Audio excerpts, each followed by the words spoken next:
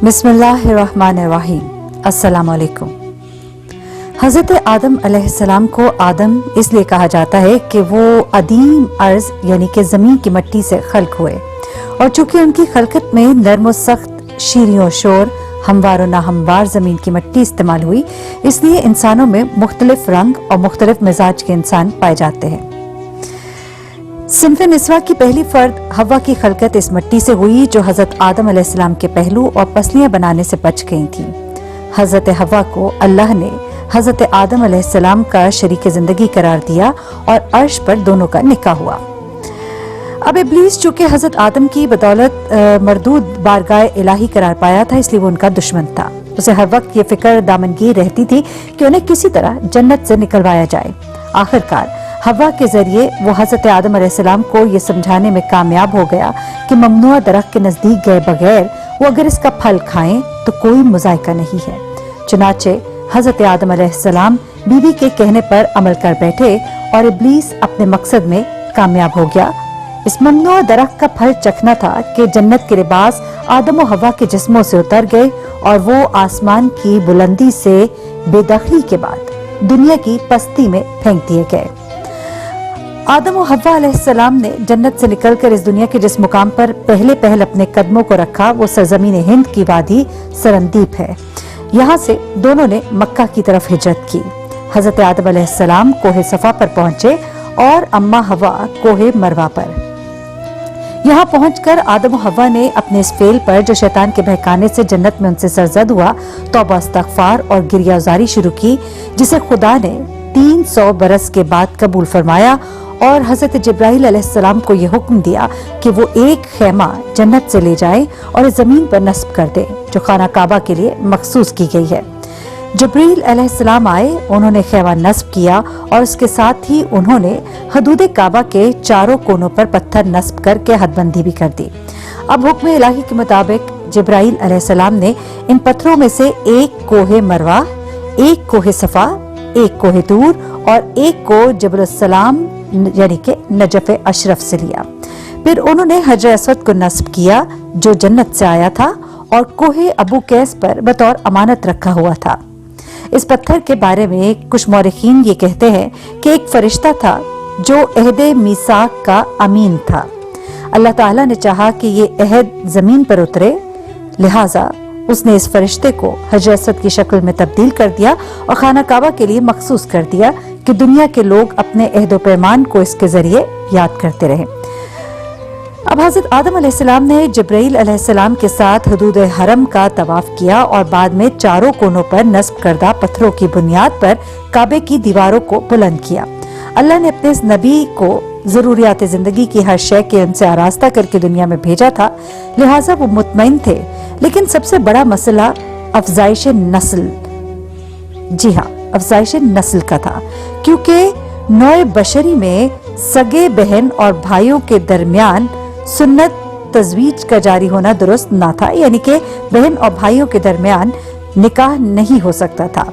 अब इस मुश्किल को खुदा ने हूरों के जरिए आसान कर दिया, जैसा कि तारीख बताती है कि हजरत आदम अलैहिस्सलाम के फर्जंद हजरत शीश अलैहिस्सलाम का निकाह नजला नामी एक हूरिया से हुआ था, यानी कि ये एक हूर थी, और दूसरे फर्जंद याफिस का निकाह मंजिला से हुआ था और वो भी हूर थी। इस तरह हजरत आदम अलैहिस्सलाम की नस्ल आगे बढ़ी, फैली और फूली।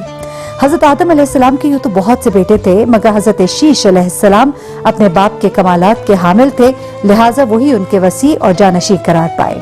इनके अलावा दूसरे बेटों में दो भाई हाबील और काबील थे, जो सिफात और किरदार में एक दूसरे से बिल्कुल मुख्तलिफ थे।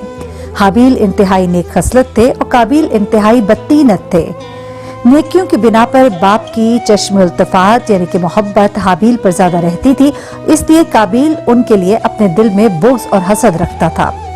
एक रवायत में यह भी है कि हजरत आदम अलैहिस्सलाम ने हाबील को अपना वसी बनाने का इरादा जाहिर किया। इस पर काबील बेहद नाराज हुआ और उसने ये ख्वाहिश जाहिर की कि मुझे वसी बनाया जाए।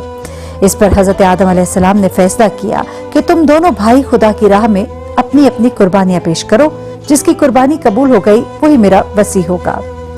इस वक्त शेफ कबूलियत का मेयार ये था कि आसमान से आग का शोला उतरता था और वो कुर्बानी को जलाकर खाक कर देता था। चुनाचे दोनों भाइयों ने अपनी अपनी कुर्बानियां बारगाह इलाही में पेश की। खुदा ने हाबील की कुर्बानी कबूल कर ली और काबिल कफे अफसोस मलकर रह गया। उसी वक्त से काबिल हाबील का जानी दुश्मन हो गया और उसने उनके कत्ल का इरादा कर लिया। एक दिन जब हाबील जंगल में अपनी बकरियां चरा रहे थे तो काबिल ने मौका पाकर उन्हें कत्ल कर दिया और ये पहला इंसानी खून था जो जमीन पर बहाया गया। इस इर्तिकाबे कत्ल के बाद काबिल को ये फिक्र दामनगीर हुई कि अब लाश को क्या किया जाए। इतने में 2 कव्वे लड़ते हुए जमीन पर गिरे। इनमें से एक ने दूसरे को हलाक कर दिया। फिर उसने अपनी चोंच और पंजों से जमीन में एक गड्ढा खोदा और कव्वे को इसमें दफन कर दिया। काबिल ये माजरा देख रहा था, चुनाचे उसने भी यही तरीका अपनाया और एक गड्ढा खोदकर हाबील की मैयत को इसमें दफन कर दिया।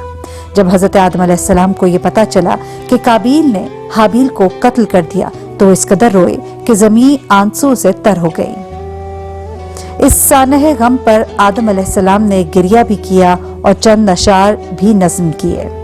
तारीख की किताबों से ये बात भी पता चलती है कि आग ने जब काबिल की कुर्बानी को ठुकरा दिया और हाबील कत्ल हो गए तो काबिल ने एक आतिश कदा की दाग बेल रखी और वहीं से आतिश परस्ती का आगाज हुआ जो आज भी जारी है।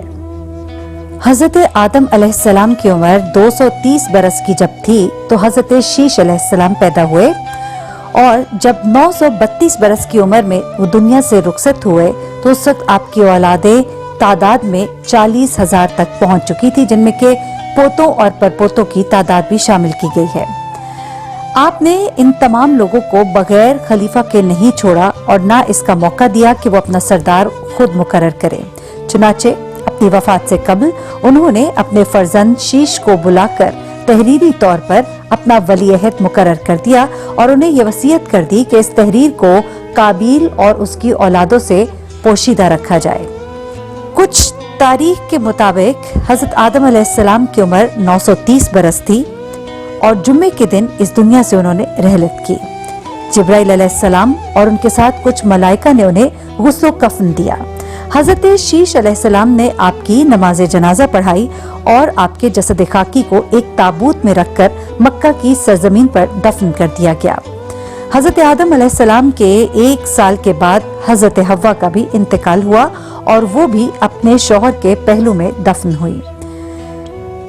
यहाँ पर एक तारीख में हैरान कुन बात जो सामने आती है वो ये है कि जब तूफान नूह आया तो हजरत आदम अलैहिस्सलाम के ताबूत को निकालकर हजरत नूह अलैहिस्सलाम ने अपनी कश्ती में रख लिया था।